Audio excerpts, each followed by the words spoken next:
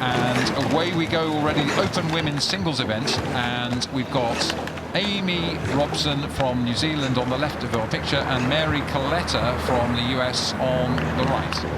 And that was a really powerful start. You could hear them. You could really hear the sort of the release of the water when they get to the end of the stroke, and that's a really great sound when you hear in summer racing. You're so joyful to hear that, aren't you? I guess it's one of the things we like as a rower is, you know, nerves on the start, but then to get underway and feel the boat really start moving. There is a sense of joy, isn't there?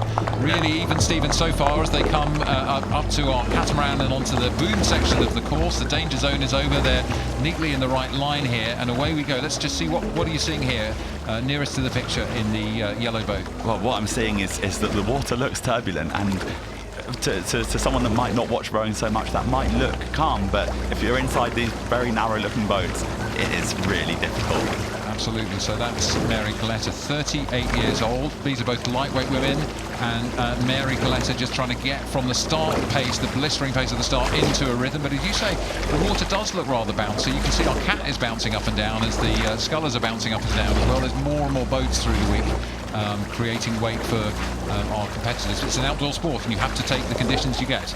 It's an outdoor sport, and also you can flip it around. Yes, it's difficult, but actually it's an opportunity to gain a half a length, as it seems that Amy Robson is doing on the Berkshire station. Yeah, she might be a touch more sheltered over there from these conditions potentially, but you're absolutely right. You know, if the difficult conditions come and you've trained in difficult water, then you might go, well, this is my time, actually. And as we look down from above, we can indeed see that 34-year-old Amy Robson has started to ease out to have an advantage there on what we call the Berkshire station. That's the station nearest to the steward's enclosure, to the bottom of the picture here. But it's still pretty close. There's an overlap still, isn't there? There's certainly an overlap, and in this part of the race, this is where it maybe starts to favour the Buckinghamshire station a little bit. So maybe for Mary Kaleta, this is time to push.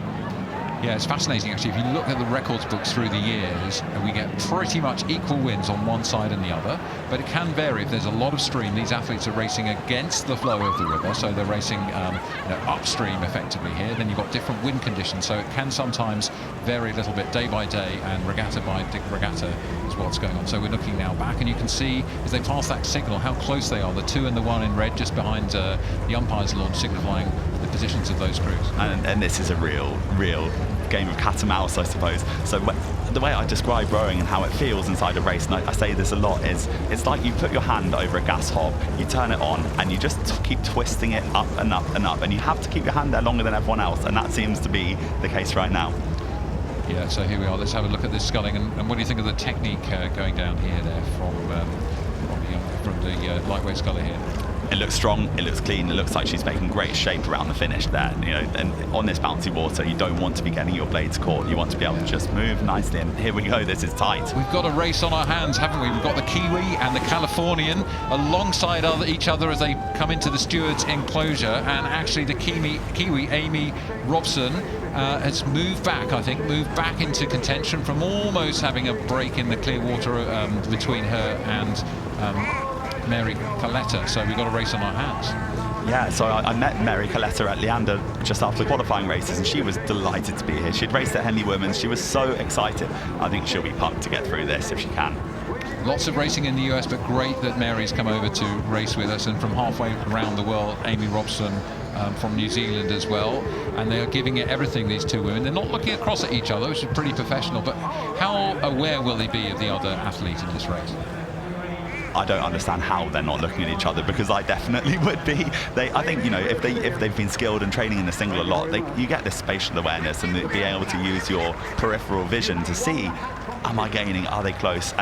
But really you want to stay in your boat. If you were the perfect rower, you would never look, and you would just repeat your stroke again and again, and they're doing a great job of this. The red and white of Mary Kaleta, really nice strong style. You can see how she really kind of connects and pushes the boat through the water, connect those oars into the water and pushes it along.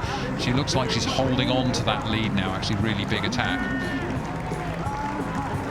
And so here we go into the enclosures, and on the Berkshire side, absolutely, it's Amy Robson now who's taken the lead over Mary Kaleta. Amy has pushed through that third quarter of the race into a leading position now for the final few strokes. And this is some proper single sculling races. Look at them, they have worked so hard, and you can see that grimace on the face. It's a tough sport, but a fantastic one to be a part of.